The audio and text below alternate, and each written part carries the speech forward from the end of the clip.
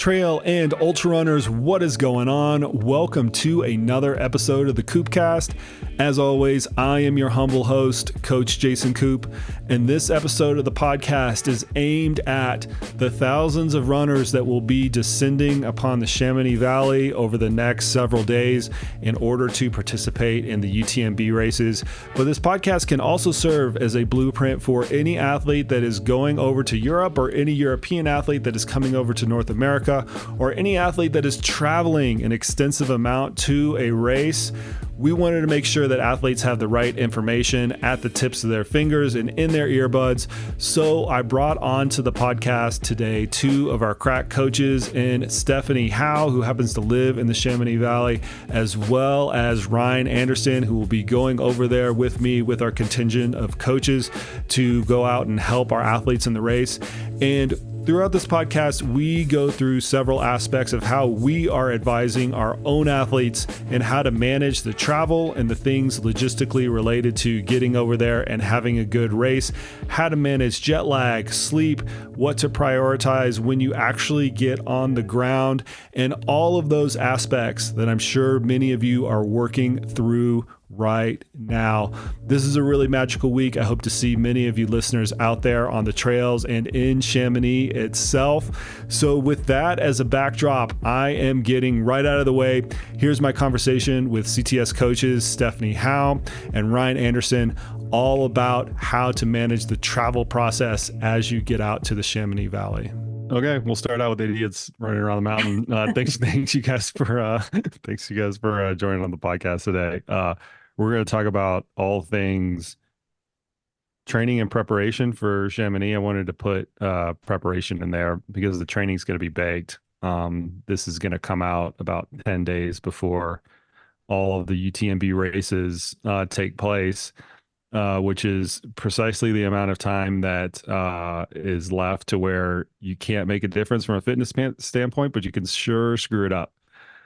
But before we get into all of that, my point with this is to first and foremost kind of be a guide for mainly the North American athletes that are going over there. There are obviously going to be some European athletes or people from the UK and maybe people from Asia and Oceania that are traveling over there. And I think some of the things that we're going to discuss are going to cross over.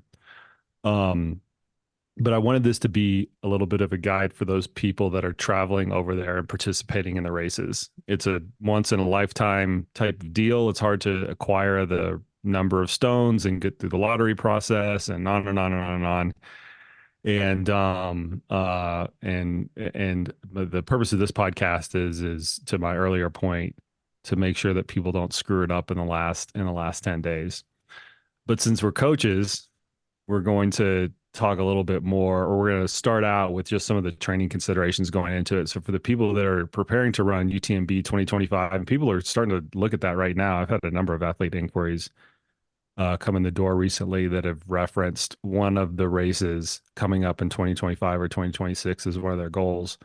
So if you are in that camp, listen to these training considerations as well. So we have two people on the podcast today, Stephanie Howe and Ryne Anderson. I thought that they were excellent resources, not only having been over to the races for a few years now, but now actually Steph lives over in the valley.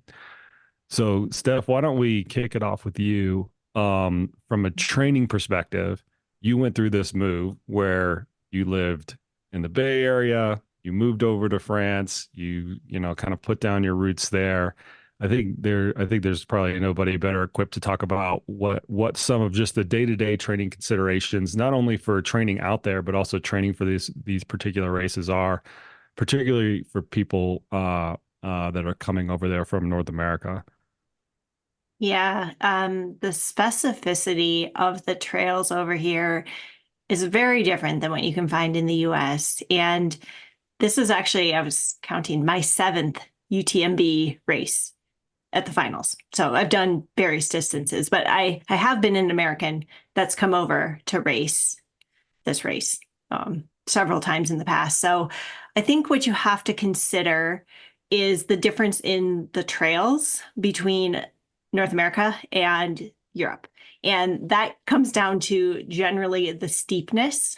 So you can live in a mountainous place. I used to live in Bend, Oregon, and there's plenty of vertical there, but the trails are just a lot different. And so one thing that surprised me the first time I came over here was just how steep some of the trails were and how rocky some of them were. They're not super technical, the trails of UTMB, but they are different. And so knowing that ahead of time, like looking at the course profile or maybe looking at the amount of elevation gain per mile, is something to be thinking about as you're planning your 2025. Like we said, this year is already like, a little bit too late to do many training adjustments. But I was describing the trails to a friend and I was like, they're just kind of relentless. There's no flow. You have to be able to run fast too, because there's big flat sections, but then there's like 40% grades that go on for like 45 minutes to an hour. So it's got a little bit of everything. I'm kind of reminded of one of the fundamental principles of training that everybody should have learned about when they first start training or first start coaching, and that's the principle of specificity. And that matters a lot when athletes go out there. It's hard to do it unless you live in the area. You try to recreate everything. I always get this prototypical question of how do I train for the mountains when I live in the flats, right? I'm training for Leadville, I'm training for UTMB, and I live in Nebraska or Florida or whatever. And what they're speaking to is just that point is I don't have the specificity. That's what we would call it from a coaching perspective. But to your point, Steph, the specificity of the trails out there are kind of incredibly unique. And I was reminded of that because I had a few of my elite North American based athletes kind of go out there recently and start to put together some training camps. And the sentiment was all very similar, and they were just tired. It was just hard.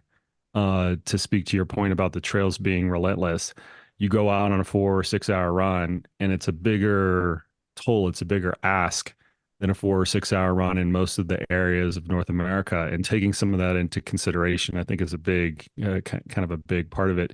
So much so that a lot of people will notice that their stat sheets kind of get knocked down a little bit.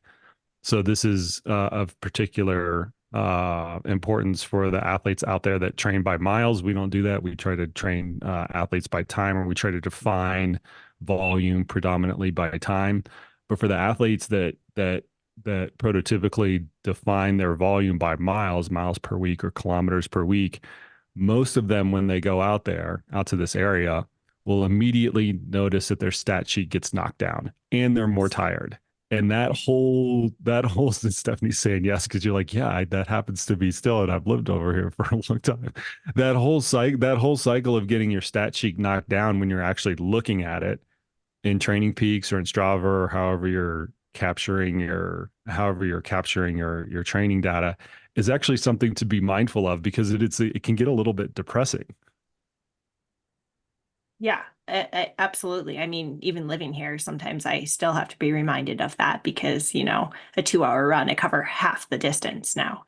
And that's just the nature of the terrain. So I think particularly important going into a big race to keep that in mind, not to knock your confidence, right? To be like, wow, why am I suddenly running so slow?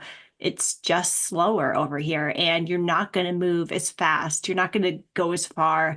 And that's something, if you know that going in, I think it can help take the edge off, so you don't like knock your self-confidence totally before you go into the race or overdo it, which is something we have typically seen. Somebody is like, oh, I'm going to do a 10-mile run, and they go for a 10-mile run and it takes 3 hours, and then they're fried. And so that's like, we also see that direction too, of like overdoing it because of using what they're used to with distance.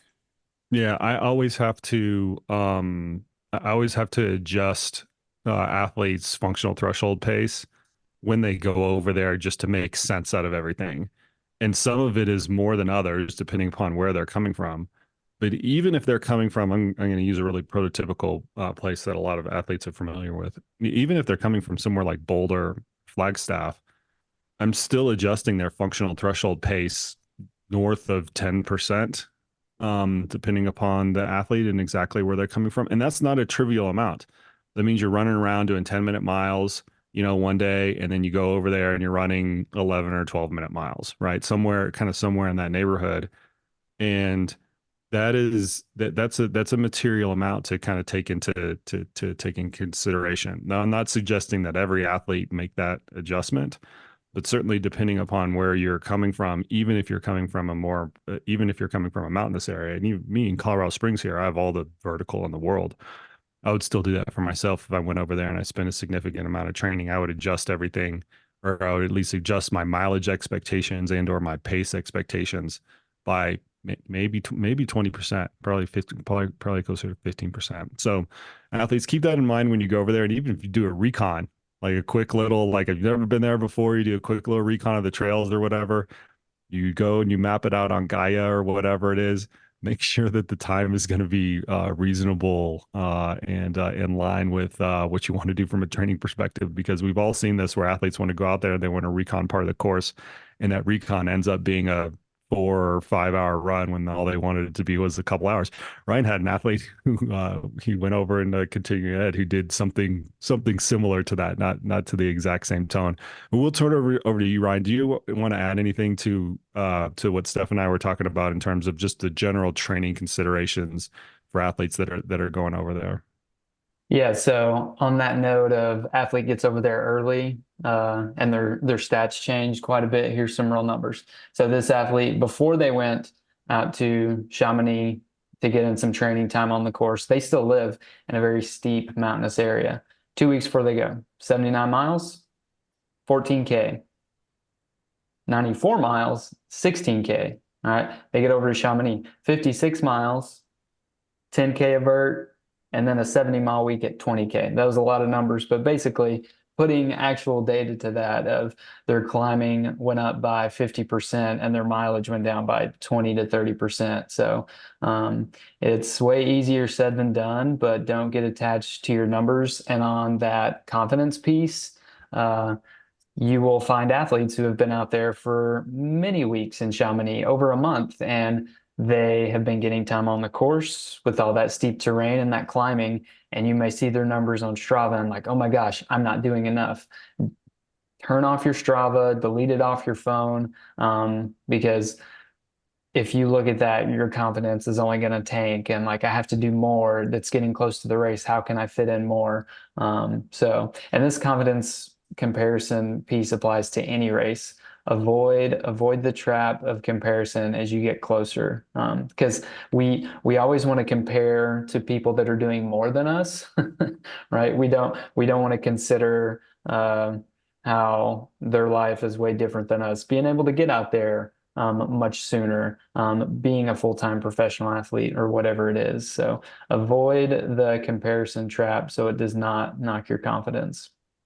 I'm always reminded of the freshness and fatigue curve that's automatically generated in Strava, and Training Peaks has an equivalent of that, or I guess they had kind of the original version of that in their CTL and their ATL. There's no way that those equations can account for the surface of the train unless you're manually adjusting the threshold values, which is the kind of the relative calibration point. And that's really, really hard to do even for us. We do it for a living. And a lot of athletes, they get it kind of engrossed, to your point, Ryne, in the stats. They'll look over at that, and immediately, because of the math that you just went through, lower mileage, more vertical, slower miles, their fitness will take a little bit of a hit, and they'll be like, wait a minute, it just, I feel fit. I'm the fittest I've ever been. Why is my fitness line going down? Nothing's happening from a physiological perspective. It's just math that you're slowing down, and that curve is just a reflection of that very simple math. So, needless to say, I think the summary of it is if you're going over there and you're doing your last few runs, or you're thinking about doing this 2025 or 2026, and you go and you spend an appreciable amount of training over there, or you're trying to get ready for it, start to psychologize what the difference in terrain is actually going to mean to you. Don't let it get you down. Everybody has to deal with it. We just ended a really long stint of the North American men not being able to win that race. And a big part of that is this terrain transition. It's not the only part, obviously, but a big part of that is the terrain transition that we just don't have available here. So I think that's really emblematic of what everybody experiences. Okay, so let's move to here and now. By the time this comes out, race will be kind of 10 days away. There's going to be a lot of people participating in it, about 10,000 total between all the races there. All of a similar kind of setup for athletes that are traveling there. They're traveling there the week of, 10 days before, 14 days before. Most people will fly into Geneva. Some people will fly into Milan. There'll be some other smaller airports, but the Geneva airport tends to be the hub. And for the North American athletes, they're going through a pretty significant time zone shift between as they fly over the Atlantic Ocean. And they're giving themselves just barely enough time to get over that time zone shift. But some of the races start in the evening. So it presents this kind of weird like conundrum of how do I actually start to plan for this? So let's kind of bring it from a very practical standpoint. We all have athletes that are coming from North America and other parts of the world over there. In terms of travel, Ryne, we're going to kick it over to you first again. What are you advising your athletes on what to do, and also what to avoid as they're traveling over there? So first to your point of the untraditional start time, CCC, 9 a.m., UTMB, 6 p.m. Don't overcomplicate it and try to get this perfect shift to that time. You never did that for your training. You went to work, you worked your third shift, whatever, and you made training work. You've got less than a week to get over there and get adjusted. Don't overcomplicate it and like, oh, if it's a 6 p.m. start, maybe I could time it to where I sleep from 9 a.m. to 4 p.m. and just, don't overcomplicate it. And the Time Shifter app is a great app that can help you slowly adjust and potentially have a smooth transition.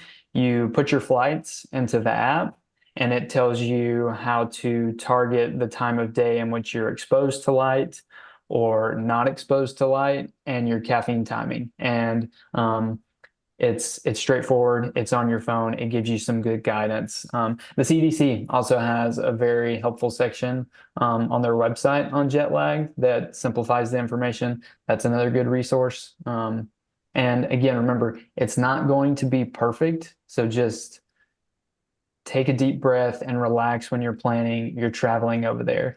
It's not going to be perfect, much like a sea level athlete going to altitude. You're not going to get the timing right and peak and feel your most best. Do the best you can, use good information to do the best you can, and be okay with that. And it's not going to be perfect. Shout out to the Time Shifter app. I think I've had all my athletes use it this year. I actually have some athletes that are coming over for Leadville, which is 2 days from when we're recording this, from Europe, and I had them do the same thing. You hit the nail on the head, Ryne. It's not perfect, but it can kind of like soften the blow. You guys have been there with me in the CTS coach chalet. Usually the third day I sleep for like 12 hours because I do a pretty shitty job of managing my time zone shift. But needless to say, I have no affiliation with that. I've just found it pretty useful. It's not perfect. The recommendations are sometimes slightly impractical because they don't know your lifestyle or anything like that. But be an adult, be intelligent, follow the guidance, follow the advice as much as you can. And like I said, I think the big thing is it can kind of soften the blow there. Steph, I'm going to throw it over to you because you're living there right now, but you still have North American athletes like coming over there, and they're going to probably visit you in the days before the race, and they're on one time zone and you're on the other one. What are you telling your athletes to do in route as they're getting into the valley? Yeah, so I have two things to add. The first is remember you're coming over here to do a race, and so sleep is important. So you want to adjust to the time zone if you can, but not at the expense of missing sleep. So if you're coming over and just have a few days, I would say like, yeah, land and like take a nap. Whereas if you're here, like, let's say 10 days before, I would say try maybe that first day to stay up a little bit later, get a little more used to the time zone, and then, you can kind of adjust along the way. But if you're coming over kind of last minute, like let sleep be the number one priority, because it doesn't matter if you're adjusted to the time zone if you haven't slept at all in 48 hours. That's not a good place to be going into a long race. So Yeah, that's the and first thing. that's a good point, because TDS, UTMB, and CCC for UTMB and TDS for the back of the half finishers is over a day in terms of how long it's taking them to do the race. And CCC can be upwards of a day plus, 24 hours plus, in terms of how long some of the back of the packers are out there. So sleep deprivation actually becomes a really important component of things. Yeah. Yeah, for sure. The other piece is a lot of people take melatonin, and that can be useful, but make sure you try it before you use it before a race. Saying this because I've done this the wrong way. Because some people are more sensitive than others. And so if you take a melatonin, you might wake up and be super groggy.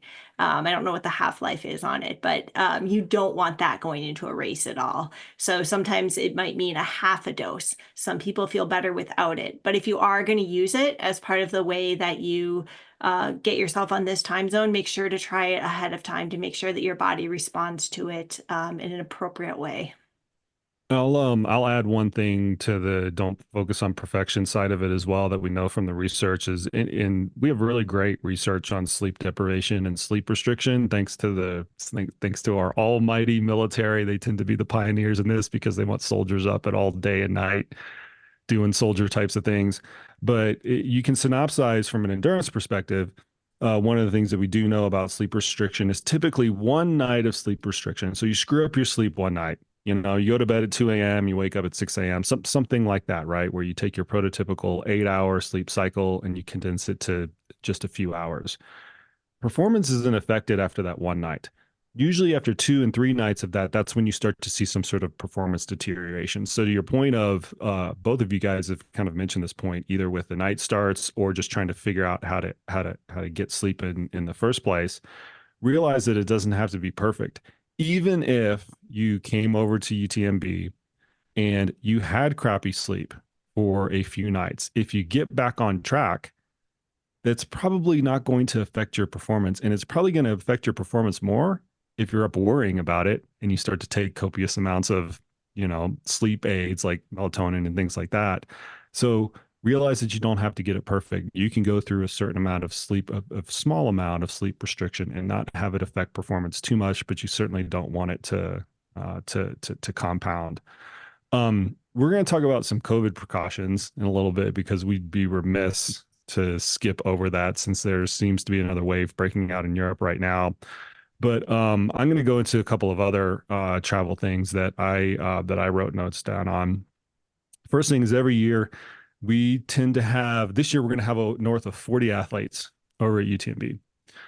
I guarantee you at least 3 of them, and probably 5, we can take a $2 bet on this, Ryne, when we get over there.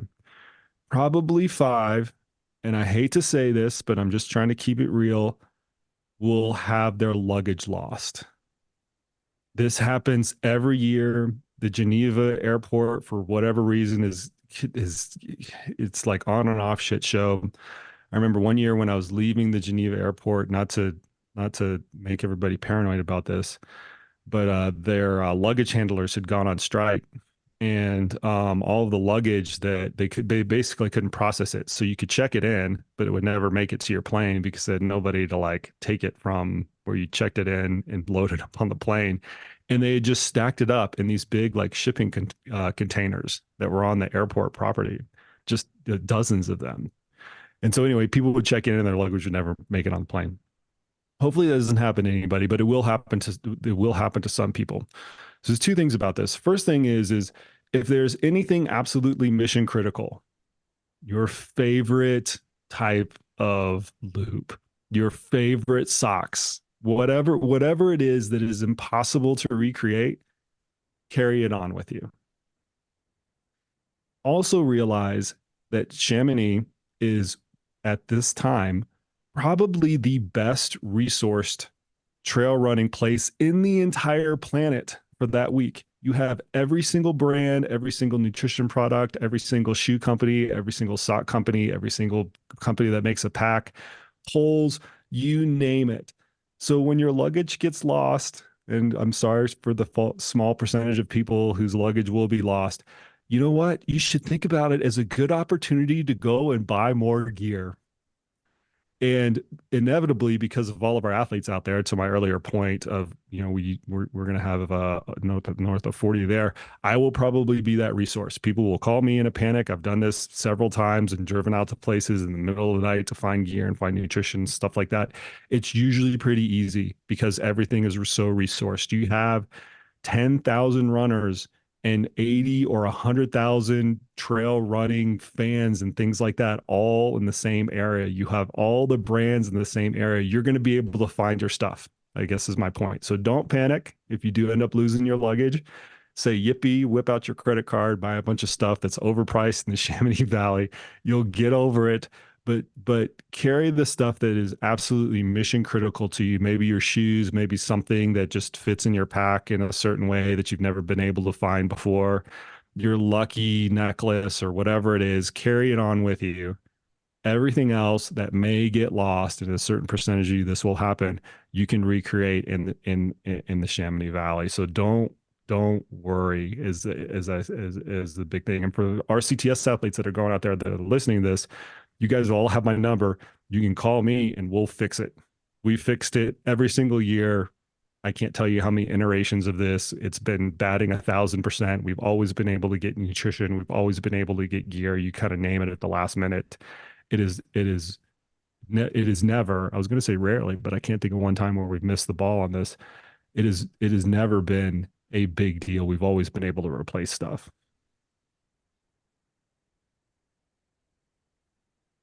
Either of you had anything to add to that? No, and I think if you don't want to buy it, you can borrow it because, again, That's there's right. 10,000 athletes here. And everyone who lives here, even if they're not racing, they have gear because that's why they live here. Yeah, we figure it out. It's a good point, Steph. I'm all about buying new gear though. I like buying stuff. Okay. Let's talk about COVID precautions. There's another round going out there. I've had athletes that have been that have gotten COVID since they've been there over the last 6 weeks or so, just training. The Olympics just happened. It affected the U.S. men's track and field team, kind of sports up and down the board. And that's a big deal, right? You go from a potential gold medal to no medal. You go from in the UTMB case, potentially finishing to not finishing because you get sick. People spend, hundreds of hours training and can sometimes very unfortunately and very tragically kind of get knocked out by an illness. So I want to kind of hear from you guys what you're telling your athletes to do when they get here. I have heard from the UTMB folks, just to kind of put this in perspective, that close to 100,000 people come down to the Chamonix Valley for this race, which is kind of incredible, right? There's 10,000 people in all the races. It's somewhere around that number. So it means 10 times the number of participants are coming in just to watch, cruise, spectate, observe, on and on and on and on and on. And whether or not that's a marketing number that's slightly inflated or a real number, we'll leave that speculation to other people. But it's a lot of people in a small area, I guess, is what I'm coming at. We'd be naive to think that there aren't some illnesses that are going to go around, whether it's COVID or your run-of-the-mill flu and cold types of stuff. So, Steph, what are you telling your athletes to do as they're traveling, kind of like being cognizant of this, and also as you as a resident, seeing all of the people come in and observing what is actually going on with the congestion of humans that are congregating in the valley?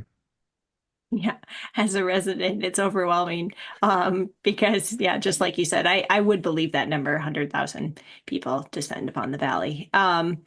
So I think in terms of precaution, you just use common sense. I mean, we can't prevent all human interaction. Stay out of big crowds. And I realize that sounds contradictory because there's so many people coming, but you can stay outside, right? You don't have to go inside to places. I personally am I'm going to try my best to stay out of like any type of indoor place. I mean, you have to go to the grocery store. You can wear a mask. That is a thing. It can be protective. It's not going to protect against everything, but if you have to go somewhere and you're going to be around a ton of people who just came from who knows where, that's something that you might want to weigh that risk and choose to wear a mask for those types of activities. Otherwise, it's summer. The trails are outdoors. So just spend your time, spend your time outside, and you are here to race again, not to socialize or to go to all the different events. So just kind of you don't have to isolate yourself, but, try to keep yourself on the good side of safe, like not doing all the activities, because the number of exposures just increases the risk, I guess, of contracting something. So that's what I'm telling my athletes, and that's what I'm doing myself. And, it's kind of a roll of the dice. Sometimes you can do your best to prepare and take precaution, but you can't prevent everything, but you can surely reduce the chances that you're going to interact with multiple people. I think you touched on the point of consternation that a lot of people have is they want to go out and socialize and experience things. And at the same time, they're going there to race. And those two things can come into conflict in a number of different ways. And one of them is just the social interaction that we're kind of discussing. And so finding your own fine line or finding your own balance point between those two things, I think is a lot of people are going to make that personal decision, but think through the what if. That's what I always encourage people to do. We can't mandate people wear masks in the airport and at the grocery store and things like that. Everybody can, choose what they want to do, but think about the what if. Think about, hey, listen, what if this happens, and can I kind of feel good about the decisions that I made that potentially led to that consequence or outcome. Also, if you're in a group setting or a team setting, as a number of my elite athletes are, you got to think about people that are not you. There are other people in this equation that you're interacting with. Perhaps there are other athletes in the races. Perhaps they're teammates of yours. Perhaps they're colleagues. Perhaps they're participating as well. Your actions can also affect them, and I think that's also a kind of a point of consideration. So for our part, Ryan, how many coaches do we have? We have one coach that's not coming at the last minute, but I forget what the total head count is. I think it's 10. It's eight or nine, I think. Eight or nine. Okay. Mm-hmm. 8 or 9 coaches. Like I said, north of 40 athletes that we've got there. For the coaches that are staying in our 2 chalets, I've told them to all take rapid tests kind of throughout the week. And the reason is because we're meeting with a number of athletes, and we've got to go there. They've got to come to our place, and we kind of we have to have that small amount of social interaction. And the bigger point with that is also want the athletes to feel confident that we are taking precautions. So there's nothing kind of noodling in the back of their head saying, well, I got to meet with Steph, or I've got to meet with Koop, and they've also met with 10 other people right this week. And they're also sharing a chalet with 9 other people that are coming from all areas of North America. I want them to have an enhanced level of confidence that we're taking the correct precautions here as well. So anyway, Ryan, I'll open it up to you once again. You're going over there with us. You'll be there, and you've also have athletes going over there. What have you been telling them? And I guess maybe also, what are you going to do personally? Yeah, wear your mask on the plane. Just you spend a lot of time and money training, accumulating the funds to go over. Do those little things to set yourself up in the best way possible. In terms of avoiding the crowds, go to the grocery store in the morning. When you get over there, there's not much going on in the mornings if you wake up early. Nearly all of those restaurants in the square there have outdoor seating. Pick one of those. Eliminate the chance to go inside. And just do the things you're told to do when the flu's going around when you're in elementary school. Wash your hands, drink water, have your hand sanitizer, do all the little things. I think that sums it up pretty good. Okay, so now let's talk about what to do when people actually get there. So we get there, they protected themselves. They're either taking a bus up to Chamonix, or they've rented a car, or their families, they're hitching a ride from somebody.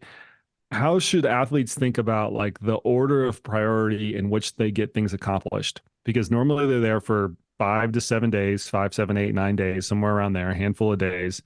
And they've got to do a number of things, including go and train on the course. So I want to kind of hear it from you guys, Ryan. I'm gonna throw it right back to you. I want to hear it kind of from you guys is how are you having your athletes internally prioritize, hey, make sure you get these done first, get these done second, get these done third. What's your advice to athletes in terms of that rank order of priority? It's a lengthy process just to get to Chamonix. You fly into Geneva, you rent a car, you take a bus, whatever it is. Then you got to haul your luggage to wherever your lodging is. Say, get to your lodging first, drop off your heavy luggage, go to the grocery store and stock up on what you need.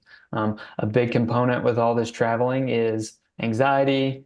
Your gut can get off. You're eating all these different foods at different times of the day. Make your grocery list on the plane, give yourself something to do, and then go get what you know works well for your stomach. Do that. Then get back, settle, build your nest, and just rest and relax. I would say on that first day you get there, you're going to be walking around quite a bit and getting in a lot of movement. If you feel the need for another shakeout run, go for it, but don't, I'd say, don't plan on, oh, I got to get there and I got to go get on the trails immediately because I'm excited and it's 3 days to my race, so I got to get on the trails now. Just, it was a big day. You probably didn't sleep that well on the plane. Get your groceries, go chill out, make a little agenda for the next couple days of when you want to eat, what parts of the course you want to go see, and take care of all that. Steph, what do you have to add to that? Yeah, that's pretty good. I mean, I'm on board with that. Get in, get your food, get settled. I would say instead of a shakeout run, a better option might be to go for a hike. It's good to practice hiking here anyways. That can be a little bit easier, lower barrier of entry.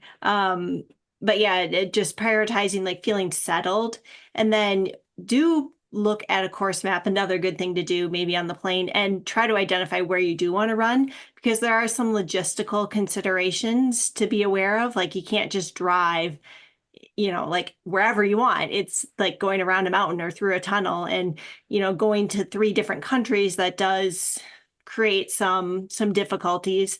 And there's good public transport, but it doesn't go everywhere. So be aware of like what your limitations are and start planning out little parts of the course. And if I only had a few days, my order of like what's important would be to see the finish. So you can take a train up the valley to Valencine or to Argentière to do the last part of the course. And if you're cutting even closer, you can just go up to Flégère. You can even take a lift up to Flégère and run down. I think that's an important part to see. Other than that, I mean, you're going to have, there's a lot of the course that isn't going to be accessible. So prioritize the parts that you can get to, and then just, focus on good rest. Yeah, your note on the public transportation and just getting around piece is well taken, because it's not easy when that many people come down. So sometimes the trains get overwhelmed, sometimes the buses get overwhelmed. The Mont-Blanc tunnel is notoriously a shit show from time to time, where they'll close it or it's a 3 hour wait. There's a good app that I'll link into the show notes of where you can kind of check the wait times if you need to go through the Mont-Blanc tunnel, either for your CCC start or you want to go over to Courmayeur. That's where you're staying for CCC. But don't think of it as like unlimited, unfettered access to all these places. It's just hard to get around. And the counsel that I give athletes is to pick the path of least resistance. If something has 2 or 3 steps, try to do something else that has one, in terms of where I'm going, where I'm going to start from. Do I need to take a train to a bus and hitch a ride? And I'm going to hike uphill and then, take the gondola. If you've lived in the valley and you know how to kind of like work the system, or you've been there for a few years, great, go at it. But if this is your first time, your second time, like just be smart with that, and just realize that even the locals there, to Steph's point, complain and bitch and moan about the transportation kind of come race week, because it does get so overwhelmed. So if you think you're going to be able to navigate it as a kind of as an outsider or as a first timer, I would say think again and pick simple things. Ryan, I had the same kind of rank order of priority as you did, but I simplified it to sleep first, get food second, and then train third. Like if you just want to internalize it there, make sure you're on top of your sleep, go and get groceries before you train. And then if you do end up doing a little bit of training, you can absolutely, to Steph's point, prioritize hiking. Like you're going to hike a lot of all these races. Even the leaders hike a lot. Like you don't have to run around the track in Chamonix. It's beautiful. It's a nice track. It's, pristine area. And you'll see a lot of athletes doing their shakeout run there and doing strides out on the track and things like that. Just go for a short hike. It's more specific. It's easier. The scenery's better out on the trails. But anyway, I guess my point with that is sleep first, get food second, if you can sleep, and then think about training third. Ryan, do you have any other things to add in terms of training and scouting out on the course? You've had a number of athletes that are out there and they're all kind of doing different races. Are you directing them to any one particular part of the course or another? And how are you managing that? For most North American runners, they are not used to 1,000 people at the start line and having to run at your threshold on the pavement with all those people. So I like to advise my athletes to go run the start, because you kind of run around town, you spill onto the trail, and then you start to climb. That's like a 4 or 5 mile run. If that is a great way to just preview that section and get a feel for, oh, the road is this wide, so we're really going to be jumbled together, and then it splits out. You hit the trail, etc. I say go run that beginning to where that first climb starts, just to get a feel for, it's kind of a net downhill. It's going to be pretty fast. And then also realize that it stays relatively wide, 2-track going up. This is talking about the UTMB start. You're not going to have this pinch point bottleneck of just single track and 3 miles or whatever. So I say, go see the start so you can be comfortable with that very fast start and mass of people, because the biggest race in North America, at least the United States, Western states, 369 runners, right? You go 2.5x that, it can be overwhelming for a lot of North American runners. A lot of people are surprised at how long that first section is of just flat running, right? Because we just spent this whole time talking about, oh my gosh, it's steep and you're going to hike a lot and blah, blah, blah, blah. That's what everybody, that's what they've heard. That's what everybody says. But then they get out there and it's like a lot of it's over an hour of just running on flats just to get to the first climb. Yeah, 5 miles. Look at you here. Yeah, 5 miles until you hit that pitch. It's like a run that I do. I live at the base of the first climb, so I will run from my house to Chamonix and back, and that's like an hour run. So it's not insignificant, and it is fast. And to Ryan's point, the first climb is very wide. Like you've got room. Does turn to single track when you start to go downhill, which can be kind of a bottleneck, but you do have time to sort it out and to like get into your groove and breathe and think, because it is a very fast start. Okay, I think we've got a pretty good toolkit going around. I'm going to open it up to any other like unique or special things or things that kind of didn't fit into our outline that you're advising your athletes to do or even not to do as they are about to travel over here or as they are kind of en route. I can imagine people like sitting on a plane like, oh shit, I should have done this or should have done that while they're actually listening to this. We'll see if that turns up or not. But Steph, we'll kind of start from you. Is there anything else that doesn't fit in this outline that you want people to be aware of as they're traveling into the valley?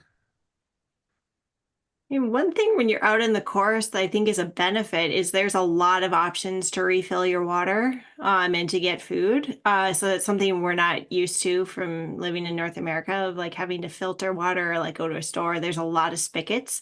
It's kind of nice to know where they are. Like if you can be aware as you're running, if you know where they are in the race, that's kind of like a nice benefit too. So that's definitely a perk. Everybody who is French says hello on the trail, and it's rude not to. And like and like they do call out the Americans. So everyone says bonjour when you pass them on the trail. Like it doesn't matter if they're friendly or not. They might not actually be friendly, but they always say hello. Just say bonjour back, rather than like ignore them or say hello. Like you're in France, give it a little bit of effort. That goes a long way, I think, for people. And locals have a little bit of a love-hate relationship with the race, mostly hate, I would say. So anything that we can do to make it like a positive interaction with a runner here, I think is a good thing to do. I love that social component of it, Steph. Now that you've lived there, you've kind of feel the vibe. All right, Ryan, we can turn it over to you. Anything else that didn't fit on the outline? I'd say control what you can control. Pack your snacks and then be prepared for that long flight. Airplane food's not that great. And I said it earlier, you're traveling, your meal routine gets out of whack. Lessen the stress as much as you can by controlling as much as you can. We can't control everything, but you can pack your favorite snacks and be prepared. When you get off the plane in Geneva or wherever, you still got a ways to go to get to Chamonix. Stop in the airport and get you a snack or already be prepared. Consider cutting out alcohol. Like we all know it impacts our sleep. We've been bemoaning the fact of the time zone shift, getting settled. Cutting that out for a few days isn't going to hurt you. Giving somebody a little bit of a challenge there, Ryan. Okay. Mhm. So I have one here that we didn't talk about, but I think it's an umbrella over everything. So there's a lot of stuff to do and people to see. There's all of the media events. You want to go and see the elite athletes. You want to get your selfie taken with Jim Walmsley. There's any number of different talks that all the brands put on that they bring their athletes to. There's usually a couple of movies or films that are shown. There's a huge expo. What do they actually call it? They call it like The salon. the salon. There we go. Thank you, Steph. Where every brand that you can think of and that you've never heard of is there. And I guess what I'm saying is there's a lot of cool stuff to do. There's also a lot of really, really great restaurants and pastry shops and things like that. So my advice to athletes is to give yourself a budget and schedule it out in terms of what activities you actually want to do. Because when you get there, there are more things to do than you have time for. And I have been there every single year I've been there. I'm probably going on my like 9th or 10th year right now. I have been there as a tourist. I've never done the race. I've always been in a coaching capacity and in a business capacity and a work capacity. I can go do all this stuff. And I try to, and I fail at getting all of it done. So what I use that as an example just to say that there's more things out there to actually do that are actually really cool than you can usually practically get to. So look at all of it in advance, make yourself a budget, and then when you get there and you want to go to Athlete Talk X instead of the training talk that I'm going to do or whatever, substitute one for the other and don't add, because that's the mistake people make is that their eyes start to get bigger than their stomach in terms of all the things that they can do. And it is cool. I'm not gonna lie, it is really cool. I've been there. I've seen it all. I do think that that a lot of it is really, really, really neat.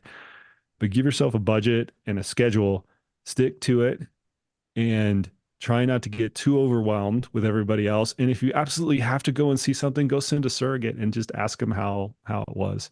80% of it is kind of the same stuff, and then 20% of it is kind of novel and unique. So that's my advice to people, is to set a schedule, set a budget in terms of the activities that you actually want to do, and then stick to it as much as you can. And I'll add to that, going into Chamonix is overwhelming because of all the people and events going on. So when you're thinking about that budget, maybe don't plan something every single day. I start with like, when is packet pickup? Okay, packet pickups then. Is there a shakeout run before then? Like kind of like cluster your things. So it's not like every day you're going into Chamonix twice, especially if you're staying a little bit outside. If you have to take public transport in, hopefully that's the option. Or if you have to drive in, that can be really painful to find a place to park. Yeah. And so I would just like limit the number of times you're having to go back in. So find things that you can like stack together. And that's a good strategy, I think, to kind of like keep yourself from overdoing it. We didn't even talk about packet pickup.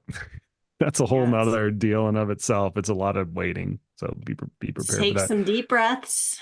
Yeah. Steph, to the overscheduling part of it, you can tell me to delete this if it's throwing you under the bus a little bit.